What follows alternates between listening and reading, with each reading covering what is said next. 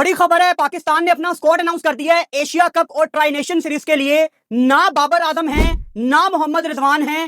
और Asia cup के लिए T20 स्क्वाड अनाउंस हो गया है। जैसा सबको पता है और ये पता ही था कि बाबर आजम और रिजवान जो है वो T20 स्क्वाड में नहीं होंगे।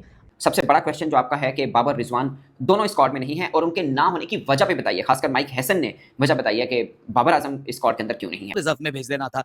तो 17 मेंबर स्क्वाड पाकिस्तान, ना बाबर है ना रिजवान है।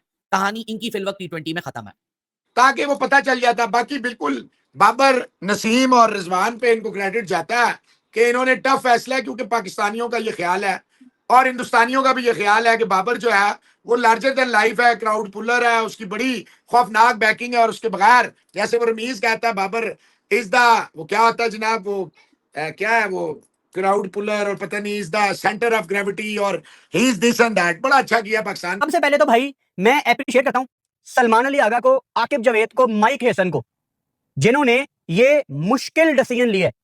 सारी बातें साइड पे रख के अगर हम रियलिस्टिक बात करें, कभी भी आसान नहीं था इतने बड़े इवेंट में आप अपने एक सीनियर बैटर को ड्रॉप करते, जिसके बारे में डेफिनेटली ये बात हुई होगी कि यार बड़े मैच में अगर हम फंसे तो एक बंदा हमें चाहिए जो अपने ऊपर प्रेशर ले। फिर किसी ने उठ के कहा होगा कि आज तक तो प्रेशर लिया नहीं, तो आगे कहां पे प्रेशर लेगा। अच्छा चलो ठीक है, फिर ड्रॉप रहने दो।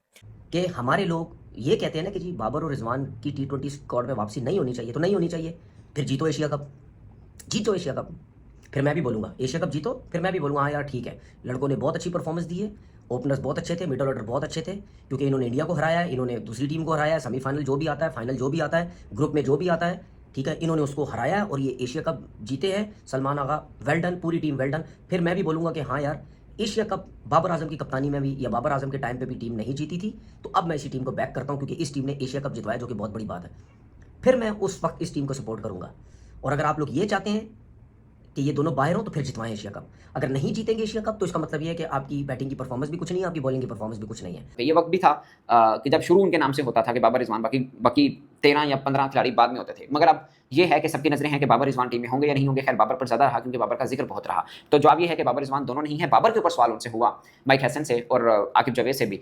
तो माइक हैसन ने यह जवाब दिया कि बहुत हार्श है ये कहना कि बाबर आजम की फॉर्म गिर गई है, क्योंकि 3 ही मौके मैचेस खेले हैं, उसमें भी एक में उन्होंने 47 रन कर दिए, मतलब 50 नहीं कर पाए, आउट हो गए, बट उन्होंने थोड़ी सी इनिंग बेहतर खेली है। बट 3 मैचेस के ऊपर हम उनकी फॉर्म को या बैटिंग के ऊपर बात करें तो थोड़ा हार्श रहेगा। मगर ये बात सच है कि बाबर आजम को कुछ चीज़ें कही गई हैं कि उनको इंप्रूव करने, कुछ एरियाज पे इंप्रूवमेंट लेके आनी है, जिसमें स्ट्राइक रेट का जिक्र माइक हैसन ने प्रेस कॉन्फ्रेंस के अंदर किया। फिर उन्होंने ये भी कहा कि हमें फॉर्म वाले क्रिकेटर चाहिए। आखिरी 6 मैचेस में साजिद फरहान ने 3 में मैन ऑफ द मैच लिए हैं। सो साजिद फरहान को आप इग्नोर नहीं कर सकते, इसलिए साजिद फरहान तो टीम में होंगे।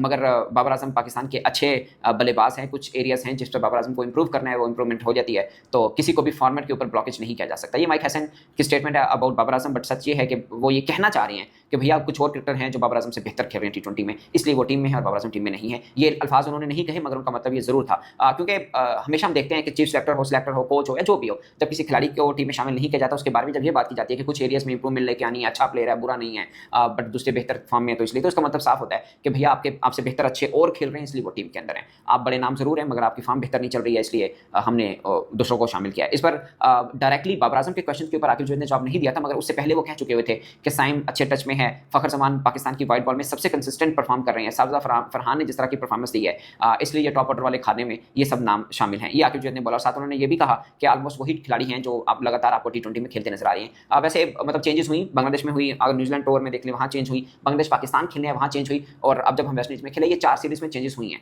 बट ठीक है, अब अगर अपने 15 या 17 खिलाड़ी अनाउंस करने हैं तो उसके अंदर मुझे भी लगता है कि जाहिर है कितने और भी, जैसे नसीम शाह का नाम आप ले लें वो नहीं है, 1-2 और खिलाड़ी आप नाम ले लें वो इसके अंदर नहीं है, हमें दानियल का आप जिक्र कर लें कि वो नहीं है, अब्बास अफरीदी पे डिपेंड करेगी कि बाबर को वापस लाना है नहीं। आप मुझे 2 महीने से पूछ रहे थे कि रिजवान होंगे एशिया कप में, मैंने आपको बोला 100% नहीं होंगे। आपने मुझसे पूछा बाबर होंगे, मैं कहा 50-50 शायद हो सकते हैं, सिचुएशन डिफाइन करेगी। आपने मुझसे पूछा शाहीन होंगे, मैं कहा आपको 100% होंगे, और टीम आज आपके सामने आ चुकी है। तो आपके पास सैंपल साइज मौजूद नहीं था, आपके पास डेटा मौजूद नहीं था, आपके पास इंपैक्ट वाली इनिंग्स मौजूद नहीं थी, जहां पे पाकिस्तान टीम को संभालना था उसकी एग्जांपल्स आपके पास नहीं मौजूद थी। मेरे बाबर आजम के फैंस, मेरे भाइयों, मेरी बहनों, पॉसिबल नहीं था। मुझे भी बड़ी तकलीफ है इस चीज की कि आपने एक लड़के पे इतना इन्वेस्ट किया, बट नहीं उसके अंदर वो T20 की बात यार।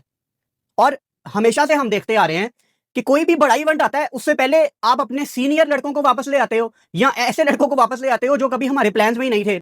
अब ये जो T20 स्क्वाड की टीम अनाउंस हुई है, इसमें तो मुझे क्लियर नज़र आती है कि 2 फ्रेंचाइजीज ऐसी हैं, ठीक है, सिर्फ उन्हीं के लड़के आ रहे हैं टीम के अंदर, बस सिर्फ उन्हीं के लड़के, ज़्यादातर उन्हीं के लड़के टीम के अंदर हैं। और आप सबको पता है मैं कौन सी 2 फ्रेंचाइजीज की बात कर रहा हूँ, ठीक है, जो 2 सिलेक्टर बैठे हुए थे, ठीक है, इनका जिन फ्रेंचाइजीज से ताल्लुक है, सिर्फ वही ज़्यादातर प्लेयर जो है वही टीम के अंदर आ रहे हैं, ठीक है। उसकी वजह यह है कि मेरा इनसे सवाल ये है कि अब्बास अफरीदी का क्या कसूर है? क्या अब्बास अफरीदी T20 में बुरी बॉलिंग कर रहा था?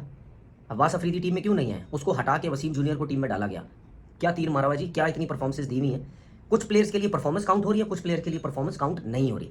अच्छा, दूसरी चीज़ ये, मैं आज एक चीज़ ये बताऊँ आपको कि ट्राई नेशन जो सीरीज़ है ना, अफगानिस्तान, यूएई और पाकिस्तान की, इसमें तो पाकिस्तान को जीतना चाहिए ये टूर्नामेंट। उसकी वजह ये, क्या पाकिस्तान की टीम इतनी बुरी तो नहीं है ना कि यूएई को भी हरा दे? कोई पता नहीं है, शायद यूएई से भी हार जाए, इनको कोई पता नहीं है। अफगानिस्तान इनको टफ टाइम दे सकती है, जो कि वो टीम बहुत अच्छी टीम है।